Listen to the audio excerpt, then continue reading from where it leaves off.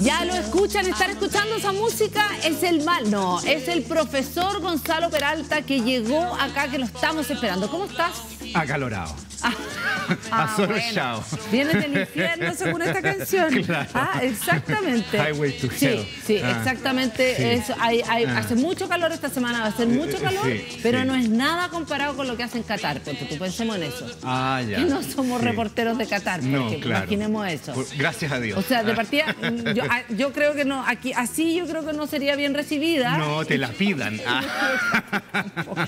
Así que, como que siempre hay que ver el vaso lleno, parece. Claro, o sea, imagínate en Qatar. Tranquilos, sí. Ahora estoy súper bien. Una chopería. Exactamente, y ahora una chupería, o sea, podréis tomar donde quieras. Exactamente. Gonzalo Peralta, historiador. Hemos estado revisando, para aquellos que no lo saben, pero yo creo que la verdad que casi no hay nadie que nos vea, que no lo sepa, que estamos en esta serie de la delincuencia en Chile. Sí, ¿ya? correcto. Y hemos avanzado en unas épocas como, yo me atrevería a decir, totalmente de barbarie a esta altura. Ajá. Y estamos entrando a otras barbaries, parece, ¿no? Claro, barbaries más modernas. Exactamente. Por decirlo de una manera rara. Sí. Vamos a entrar, igual enganchemos desde lo que veníamos también, del vandalaje también. Claro. A lo que sería la era portaliana. El orden portaliano. El orden portaliano. Vamos. Sí. Vamos. Bueno, nosotros terminamos la última vez de conversar de la banda Pincheira y que es destruida o desarticulada en 1832. Y eso coincide más o menos con el inicio del régimen portaliano. Y bueno, ahí hay un tema que es bien interesante, que cuando llegan al poder tras la guerra civil del 1829-1830, que también provoca una explosión de delincuencia, como hemos visto, estos conflictos militares y civiles generan también un espacio para la delincuencia. Diego Portales viene con una agenda política conservadora, pelucona, como le llamaban en esa época, que tiene que ver con el orden público de una manera como muy importante. Y eso tiene que ver con una experiencia de él, porque Portales llega a la política por motivo de sus negocios. No es una persona que se interesara en la política por sí. De hecho, Portales de la época de la independencia, la década de 1820, que hay mucha agitación política, proyectos constitucionales, y él no participa en nada de eso. Él se dedica a los negocios, básicamente el comercio. Entonces resulta que ¿Portales quién es? ¿Un comerciante? Es un comerciante afincado en Valparaíso. Eso es lo que es. Ya, que tiene que ver con la entrada y salida de productos. Exacto. Eso es, como él está orientado al comercio exterior. Ese es su rollo. ¿Como agente de aduana, puede ser? Él es un comerciante, él compra y vende. Es eso, así de simple. Un tipo acomodado, normal. Acomodado. Él viene de una familia de la élite santiaguina. De hecho, su padre, Santiago Portales, fue el jefe, el encargado, el administrador de la Casa de Moneda. Que estaba instalada en el Palacio de la Moneda. Eso no era Palacio de Gobierno, sino que era el lugar donde se fabricaban monedas. Entonces, Diego Portales, con sus 19 hermanos, porque así criaban en esa época, vivió su infancia en la Moneda como su domicilio. Entonces tiene un vínculo con el poder y con las lucas desde la teta, digamos, ¿no? Entonces, bueno, él se dedica a los negocios y dentro de los negocios que él hace, se aprovecha de una oferta que hace el gobierno de Freire en la década del 20 para poder pagar la recientemente, digamos, inaugurada deuda externa chilena, que es un préstamo que le piden a la banca británica, que se la conceden en 1823 por 1 millón de libras esterlinas. Y pagar esas cuotas te lo encargo, ¿no? Era muy complicado. Entonces el gobierno de Freire propone el siguiente negocio a quien quiera tomarlo. Le van a entregar el estanco, que es un monopolio, de una serie de productos de alta demanda, básicamente el alcohol, ¿no? El tabaco, ¿no? El té, la yerba mate, los naipes, o sea, lo que en esa época se llamaba los vicios, ¿no? Y eso da mucha plata. Mucha plata. Entonces, tú tienes el monopolio de eso, tú te encargas de ese negocio, va a ganar mucho dinero y de ese dinero que ganas, un excedente, tú lo vas a destinar a pagar las cuotas de la deuda externa. Perfecto. Ese es el negocio. Y Portales lo acepta con su socio SEA. Portales, SEA y compañía. Y empiezan. Pero resulta que no contaban con el desorden y el bandolerismo y de pasada con el contrabando, que empieza a traficar estos productos por debajo de la cuerda, saltándose el monopolio de Portales y SEA. Y ellos piden al gobierno que, bueno, que detengan este despelote, ¿no? Este contrabando, este tráfico, porque lo está perjudicando en el contrato que hicieron con el mismo Estado. Y el Estado es incapaz de hacerlo, porque no tiene los recursos, pues no le da, ¿no? Un Estado sin plata, incipiente, en desorden, etc. En consecuencia, la compañía Portales SEA quiebra y se le quita este contrato porque ya no puede seguir pagando las cuotas de la deuda externa, y esto lleva, bueno, a la quiebra económica y al descrédito social de Portales C y compañía. Entonces él queda muy enojado con los gobiernos liberales y toma plena conciencia de que para poder hacer negocios se requiere orden, o si no fracasan, ¿no? Entonces de ahí viene su agenda y viene su partido político que se llama ni más ni menos que los estanqueros, que son los del estanco, del monopolio. Entonces hay un vínculo muy interesante entre comercio y orden público, ¿no? Y son ellos los que van a lanzar hacia adelante el movimiento insurreccional o revolucionario de los 29-30 y van a llegar al poder. Ya. Entonces llega al poder Portales y dice, aquí vamos a poner orden como sea, ¿no? ¿Y cuál es el problema que ellos tenían? Un bandolerismo desatado y no se sabía qué hacer con aquellos que eran detenidos, tomados presos, porque tampoco había un sistema penal. Había en esa época lo que se estilaba era más bien el castigo que la reclusión. O sea, al sujeto que era, digamos, sorprendido en un delito o era detenido, se le aplicaba un castigo corporal, ¿no? Azotes, palos, eventualmente mutilaciones o la ejecución, el cepo también, ¿no? Que es una cuestión muy dolorosa y muy humillante. Ese tipo de cuestiones.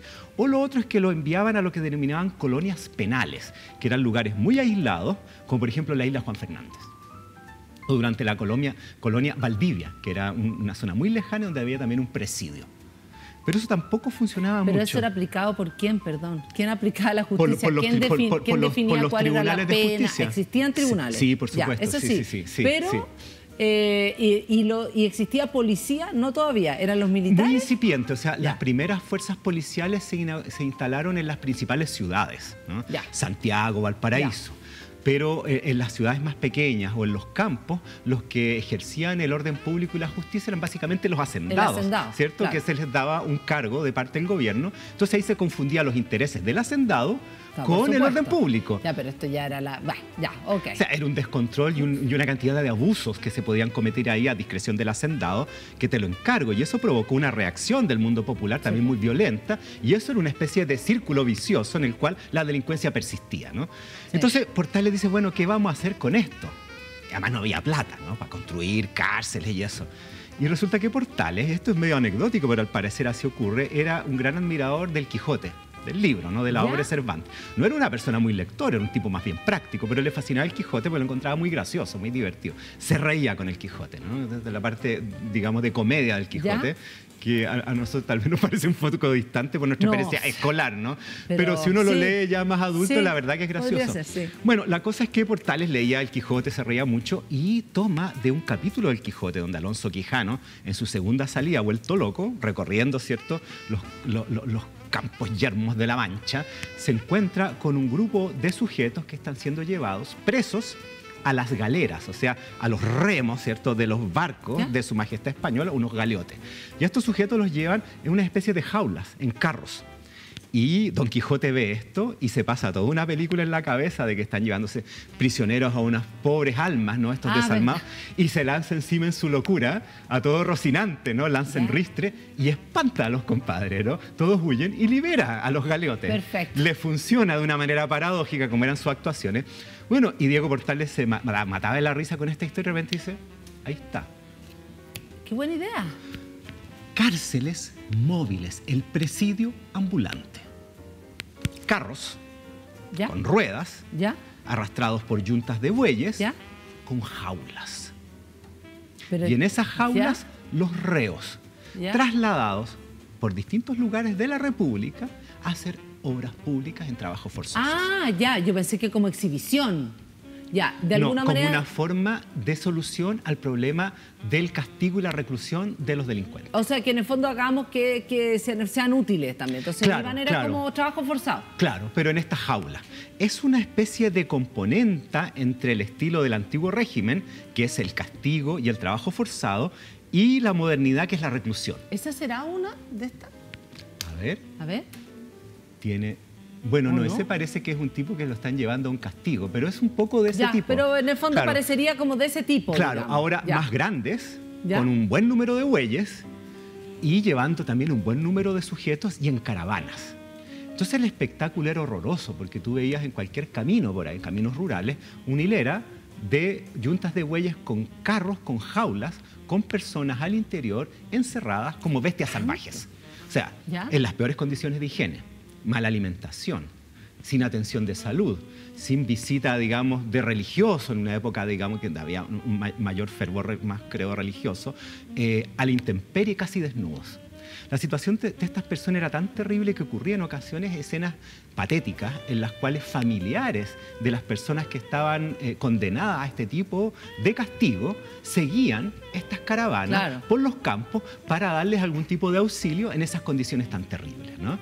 Entonces, este era un espectáculo horroroso del presidio ambulante y además se empezó a dar cuenta de que tampoco era tan eficiente como trabajo de obra pública. No servían tanto. No servían tanto y además en una época en que todas las repúblicas hispanoamericanas y la chilena también, por supuesto, quería dar muestras de civilización y modernidad. Y esto no podía ser más bárbaro y salvaje, ¿no?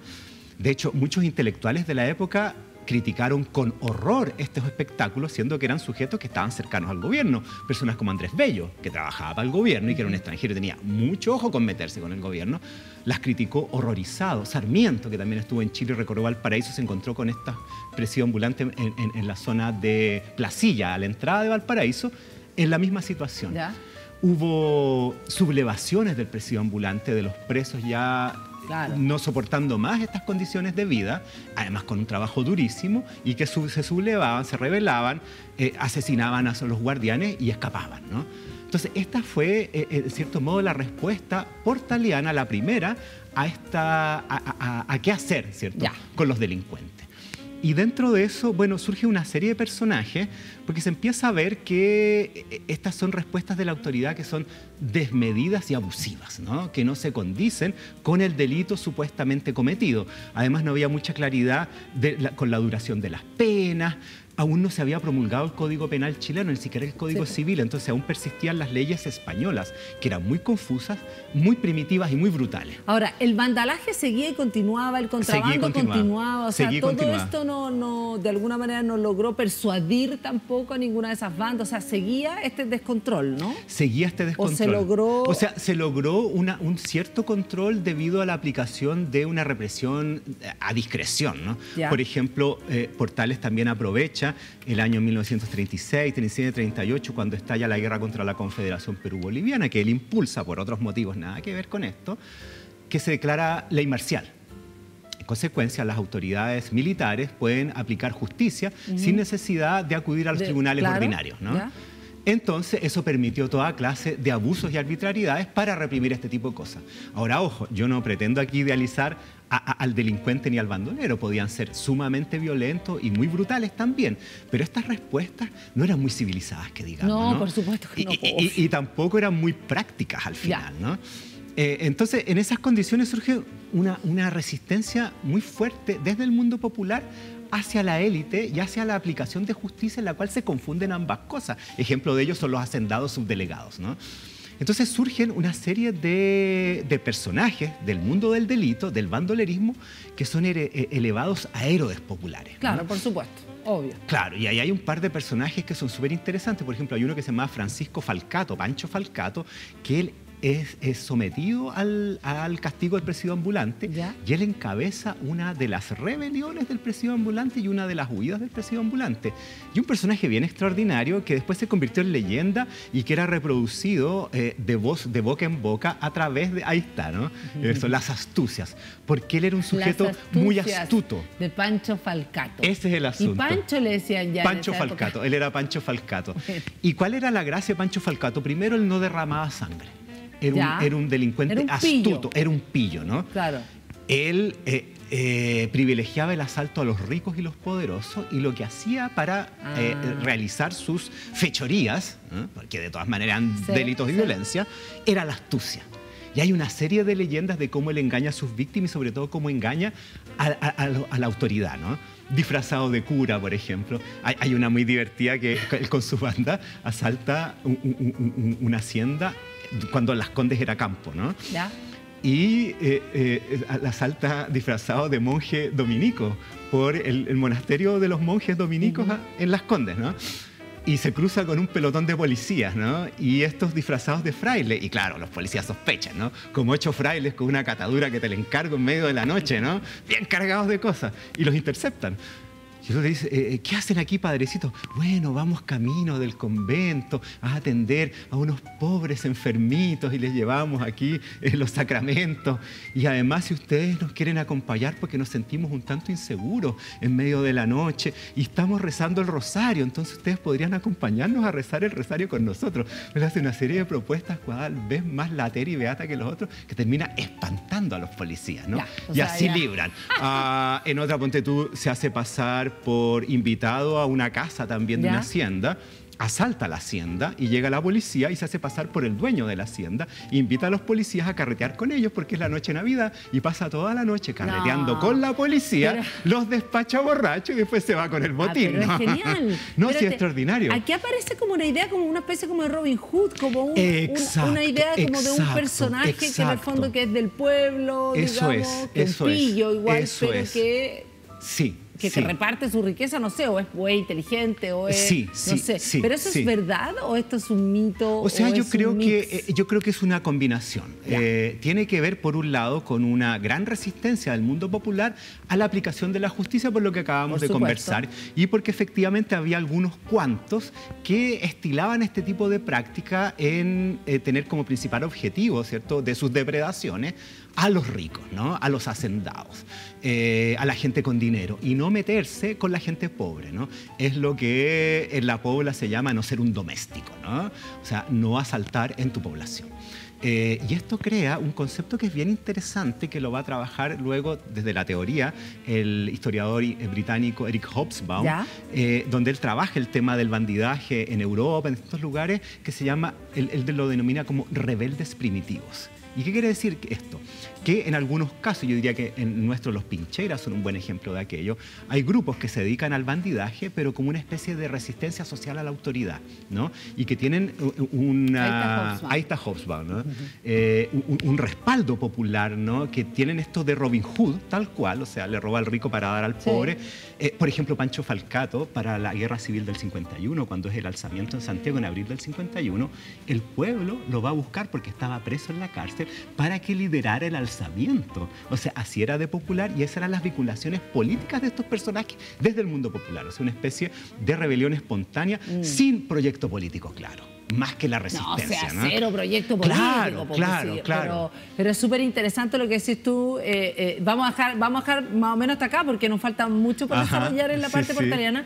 Pero es interesante porque efectivamente los sujetos históricos populares, no estoy diciendo sujeto para que no se entienda lo que estoy diciendo, los sujetos, es decir, estos personajes populares aparecen bien poco en nuestra historia, digamos, no tienen lugares tan...